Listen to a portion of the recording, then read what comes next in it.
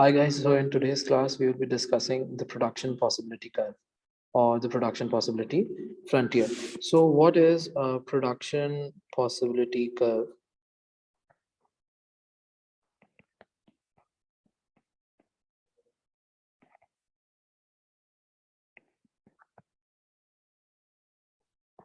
Which is called PPC. Or before we go into the definition of PPC or what is the economic relevance of the PPC, what is production possibility? Production possibility refers to the different production combinations that are possible or that are achievable in any economy if we are utilizing our resources. So, by this, what is the definition or what is the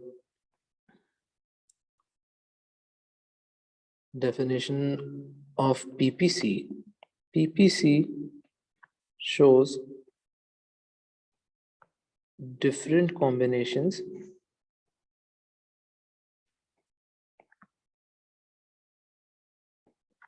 of two goods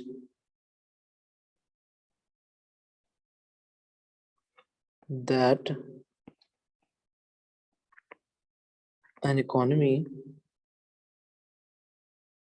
can produce. So basically the PPC illustrates, the PPC is the graphical depiction of different combinations of two economic goods which an economy can produce with full resource utilization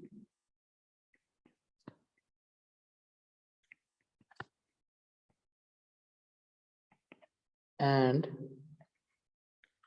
constant technology.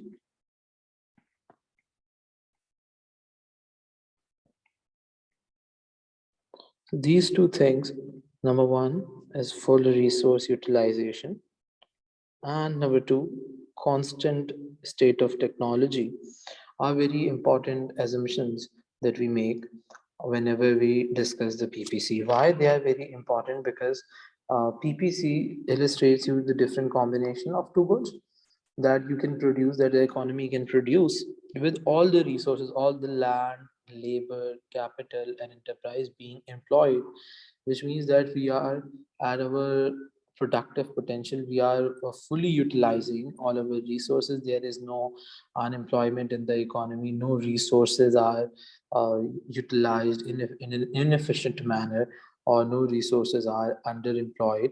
And the state of technology is also constant, like there is no upgradation in the technology or there is no downgrade in the technology. Otherwise, obviously, our productive possibility, our productive potential will either increase or it will decrease. And with this, with the help of the PPC, we can we can graphically illustrate many important economic concepts, such as the visual account for important economic concepts through the PPC includes scarcity, which refers to that unlimited wants and limited resources, choices,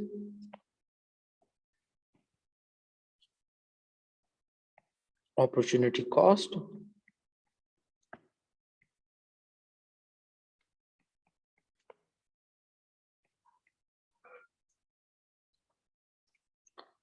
economic growth,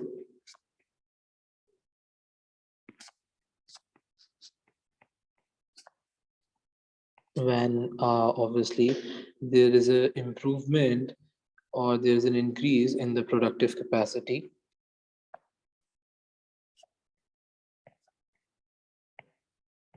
increase in productive capacity, and PPC can also illustrate when there is reduction in productive capacity.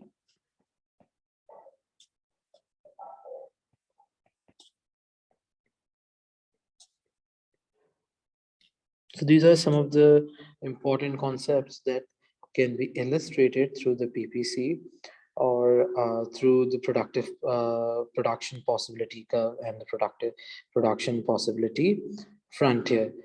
Now, what is PPC? A PPC shows you different combination of two goods. So on both the axes, we will have different goods, like we won't have any prices or any quantity. Instead, we will have different goods. So let's say we have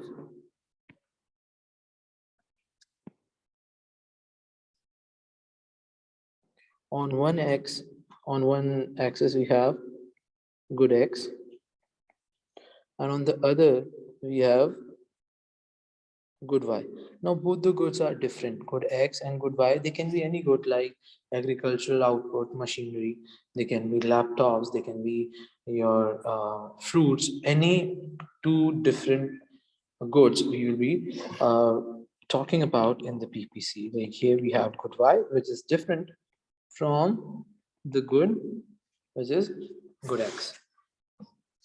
And this is how your PPC is drawn. So let's say we have three different points. We have point A.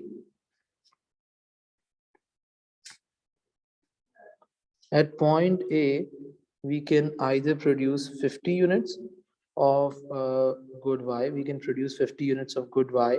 Let's say 10 units of good X. Then we have point B. At point B, we can produce, let's say, 20 units of good X and 40 units of good Y. And then we have point C, where we can, let's say, produce 25 units of good X and 20 units of good Y. So these are the three different production combinations or three different production possibilities that an economy can achieve when resources are utilized fully and constant state of technology. When we have this state of technology as fixed, as constant, and the resources are fully utilized, this economy can either be at point A, where they are producing 10 units of good X and 50 units of good Y, or they can be at point B, where they are producing 20 units of good X, 40 units of good Y, or they can be at point C, where they are producing 25 units of X and 20 units of good Y, which means that whenever the economy is at either point A, B, or C, the resources will be fully utilized and the state of technology will be constant. On the other hand, let's say we have a point D, and point D here has 10 units of good X and 40 units of good Y. So D represent 10X and 40Y, which means that at point D, the economy will be producing combination 10X and 40Y. While if the economy chooses to produce 10X, then they can go for 50Y if the resources are fully and efficiently utilized. Or if they choose 40Y, then they can go for 20X rather than 10X, which means whenever the economy is at point D, we are producing less number of goods compared to our production bundle or compared to our productive potential, which means any point which is inside the PPC illustrates inefficiency or unemployment of resources, where resources are not fully and efficiently utilized. So points inside the PPC, the PPC illustrates inefficiency or unemployment of the resources. On the contrary, let's say we have another point, which is point E, and when the economy is at point E, here we are producing 20x and 50y. So when we choose 20x, we can produce only 40y with all the resources being utilized fully and efficiently.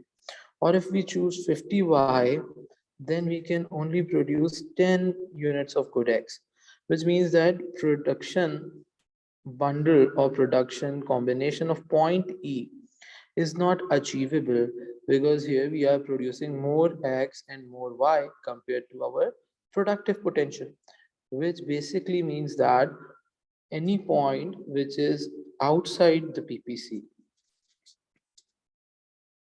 points outside the PPC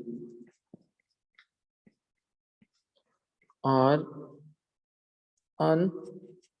unattainable, because we cannot produce or we cannot choose production possibility illustrated at point E, because we have scarcity, we don't have resources. So any point which is outside the PPC is unattainable. Any point which is inside the PPC refers to inefficiency or unemployment of resources, and points that are on the PPC like A, B, and C illustrates that we are utilizing our resources fully and efficiently. We will discuss the other concepts related to the PPC or other economic concepts illustrated by the PPC in the next video.